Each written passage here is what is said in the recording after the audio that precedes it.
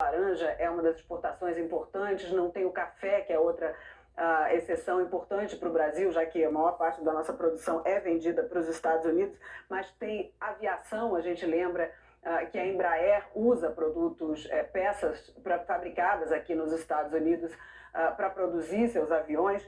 E o decreto, basicamente, o que ele diz? Ele evoca aquela lei de emergência econômica de 1977, diz que o presidente Donald Trump acabou de assinar esse decreto usando essa lei como justificativa e dizendo que adiciona 40% de tarifas para lidar com as políticas e ações incomuns e extraordinárias do governo do Brasil que prejudicam empresas americanas, os direitos de liberdade de expressão dos cidadãos americanos e a política externa dos Estados Unidos, além da economia americana. No segundo item, a gente vê lá que a ordem considera que a perseguição, intimidação, assédio, censura e processo judicial movidos politicamente pelo governo do Brasil contra o ex-presidente Jair Bolsonaro e milhares de seus apoiadores são graves violações dos direitos humanos que prejudicam o Estado de Direito no Brasil. A gente lembra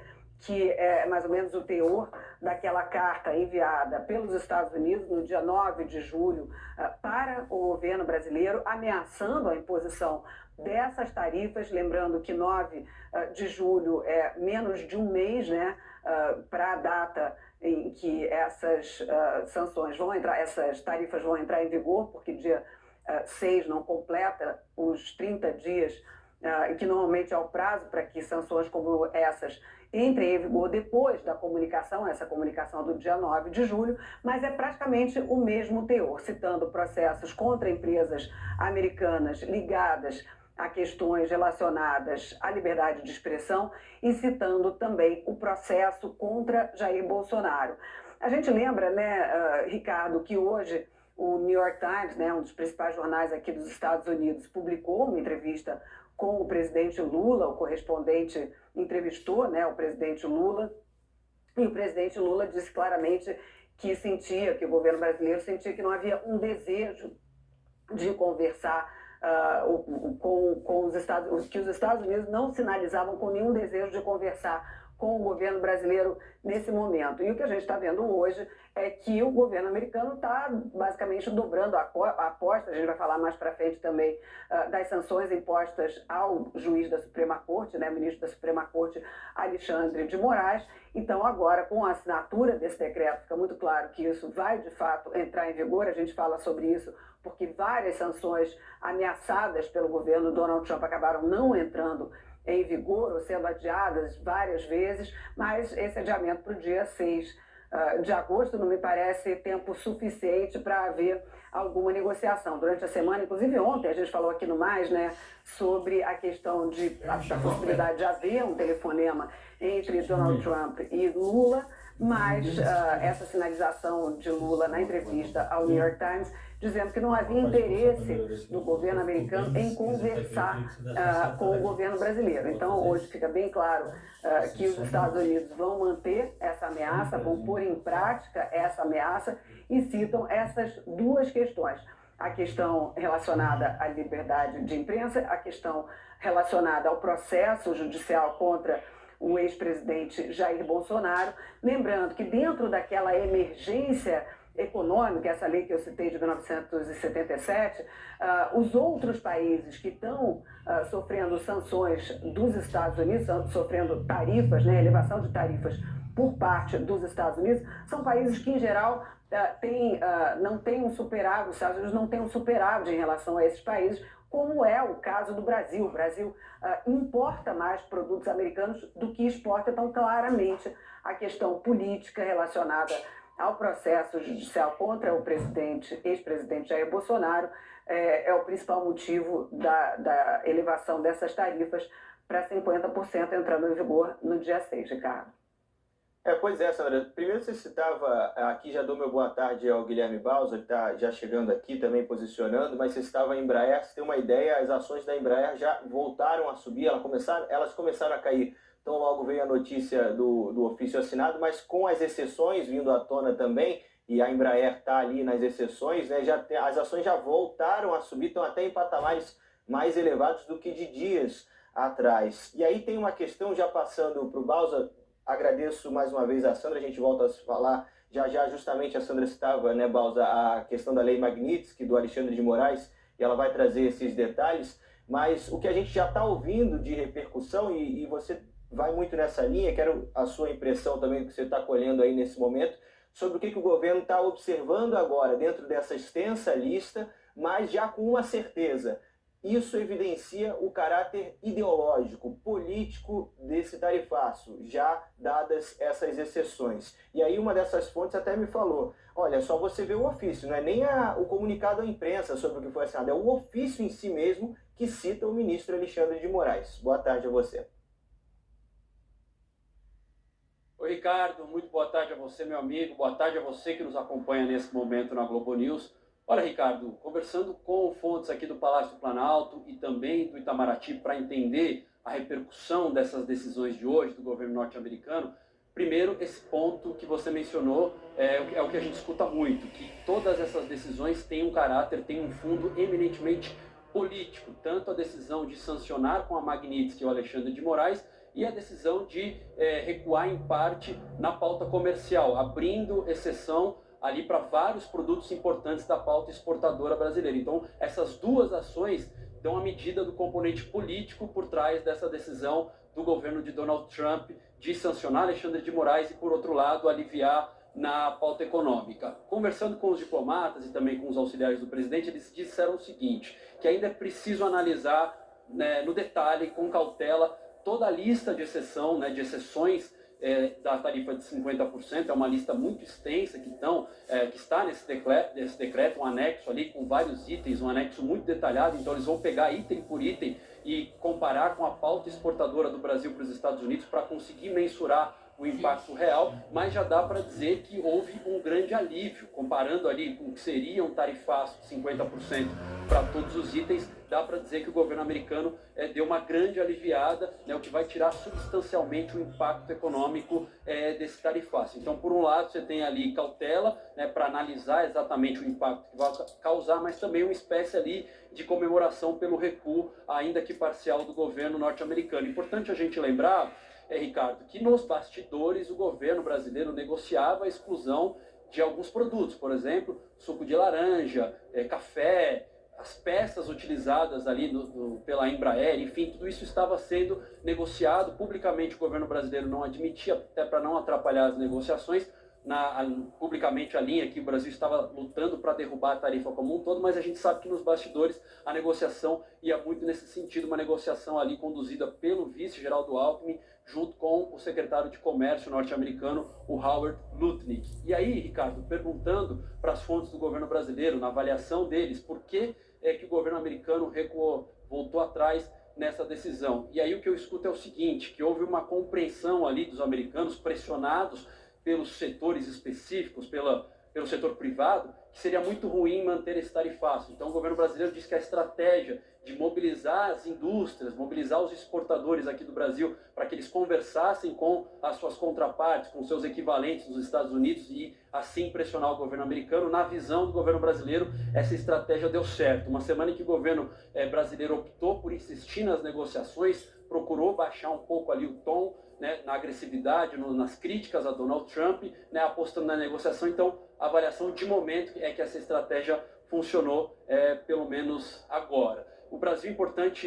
lembrar também, Ricardo, fez acenos para as Big Techs. Ontem houve uma reunião aqui de Geraldo Alckmin, integrantes da Secretaria de Comunicação Social, também do Ministério da Fazenda, junto com as empresas ali do Vale do Silício, as principais Big Techs, e ali também houve um compromisso do governo brasileiro em negociar a regulamentação das Big Techs, que até então era um tema praticamente inegociável. Então o governo brasileiro, ao longo dessa última semana, foi fazendo vários acenos e, na visão aqui das fontes do Planalto e do Itamaraty, isso contribuiu para esse desfecho. Então, a sobretaxa de 50% mantida, mais uma lista extensa de exceções. O governo ainda vai calcular direitinho o impacto, mas dá para dizer com segurança, Ricardo, que nesse momento é uma sensação de alívio aqui no Palácio do Planalto e também no Itamaraty. Baus, o ponto é muito esse, né? A gente vai colhendo essas informações, já trazendo aqui Otávio Guedes, Marcelo Lins também observando e colhendo o que dizem essas fontes. O Lins já estava até ali no telefone, imagino que para isso. Agradeço ao Baus, a gente volta a se falar sobre isso. Mas, Lins, já começando contigo, aqui uma informação também acreditando o nosso Thiago Rezende, que colheu com o secretário do Tesouro, Rogério Seron, a mesma impressão que o Bausa vinha captando também, mas agora também o secretário do Tesouro falando, que é muito importante, né? Que do ponto de vista do efeito econômico, no fim das contas, saiu melhor do que a encomenda, foi positivo, melhor do que o cenário anterior. Só que ainda é preciso entender um pouco mais cada detalhe desse ofício, desse decreto, né? Agora, é mais benigno do que poderia ser, não significa que tenha impacto pequeno, precisa ser processado. Trazendo aqui para o campo também diplomático, né, Lins? Como eu havia dito, e também agora a gente observa isso, os efeitos que podem causar esse tarifaço, mesmo com essas exceções, são graves, são muito danosos para as relações diplomáticas entre os dois países. E evidenciam que diplomacia e tecnicidade, do ponto de vista comercial, alguns cabiam nesse diálogo que é evidentemente ideológico da parte da Casa Branca, né? Sem dúvida, Ricardo, Otávio, boa tarde a todos, boa tarde a você, assinante, está com a gente aqui acompanhando esse dia com um noticiário frenético mesmo, porque decisões para lá de importantes que nos afetam diretamente foram tomadas lá em Washington, anunciadas em redes sociais e anunciadas em ordem executiva, o equivalente americano aí ao decreto presidencial assinado lá em Washington, e a gente precisa olhar para cada uma delas separadamente, né? O que é de fato econômico, e aí vamos ter que nos debruçar naquela gigantesca lista de itens que o Brasil exporta para os Estados Unidos, e cada um deles, a quanto vai incidir de fato de tarifa, quem vai estar isento. O que parece que ficou claro no primeiro momento ali é que livramos, pensando aqui em termos de país e de importância para a economia, o setor da aviação civil, leia-se Embraer, dessas sanções mais duras em relação ao Brasil. Sobre o outro aspecto que você estava falando, Ricardo, da questão diplomática, eu acho que talvez só durante a Guerra Fria, quando os Estados Unidos agiram direta e indiretamente para aumentar a pressão sobre o então governo democrático do presidente João Goulart, num movimento civil-militar que acabou naquele golpe fatídico de 1964, nós tivemos uma ingerência tão grande dos Estados Unidos em assuntos internos do Brasil. Acho que não é nenhum exagero dizer isso. Em tempos de paz, em tempos de relações normais entre Washington e Brasília, dois países que têm 201 anos de relações diplomáticas, não me recordo, e olhando aqui na história, de nada semelhante a isso nessas relações bilaterais. Isso mostra a gravidade. Temos um poder da República, o nosso judiciário, que foi atacado através das sanções impostas ao ministro da Suprema Corte do Brasil. Imagina se acontece o contrário, se o Brasil resolve impor unilateralmente sanções contra um ministro da Corte Suprema dos Estados Unidos, o escândalo que estaria fazendo mundialmente. E aí, sobre isso, só para não me estender demais nessa primeira participação, me parece que grandes democracias do mundo deveriam, poderiam se pronunciar em defesa da democracia do Brasil, a partir de atos claramente com viés autoritário de ingerência exterior tomados pelos Estados Unidos. E eu acho também que o próprio Supremo Tribunal Federal, a gente viu já a manifestação da Advocacia Geral da União rejeitando essas decisões tomadas por Washington, mas o Supremo Tribunal Federal, que há informações de que se manifestaria na sexta-feira, mereceria vir a público hoje, através do seu presidente, do colegiado dos ministros também, sair em defesa de um dos integrantes dessa corte, a Corte Constitucional do Brasil também, a Corte Suprema do Brasil, que foi atacada na figura do ministro Alexandre de Moraes. Isso não significa que o ministro Alexandre de Moraes, suas ações, suas decisões, não possam ser questionadas, não possam ser criticadas, não possam gerar algum tipo de animosidade. Isso é uma coisa que está dentro do espaço democrático, do diálogo e da discussão de medidas judiciais. A outra coisa é você ter uma ingerência de uma potência do quilate do porte dos Estados Unidos sobre um dos pilares da democracia brasileira. É isso. E, Otávio, uma manifestação, inclusive, do governo é esperada ainda hoje, né? O governo, quando você falava hoje mais cedo com assessores, eles diziam que estavam aguardando cada etapa, porque o dia é longo, né? 4h21 aqui, 3h21 ainda em Washington, D.C. Então, esperar para ver se novas situações não vêm, né? E aí no fim do dia fazer um apanhado de tudo que poderia vir ainda mais para além do que a gente viu. E essa foi uma pergunta que eu fiz ainda na questão da Magnitsky. Ninguém nem sabia que o ofício ia ser assinado já hoje, Otávio.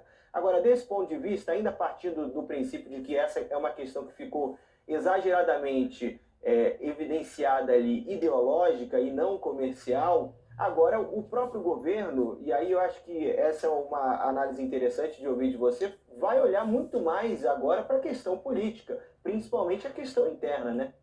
Então vamos lá.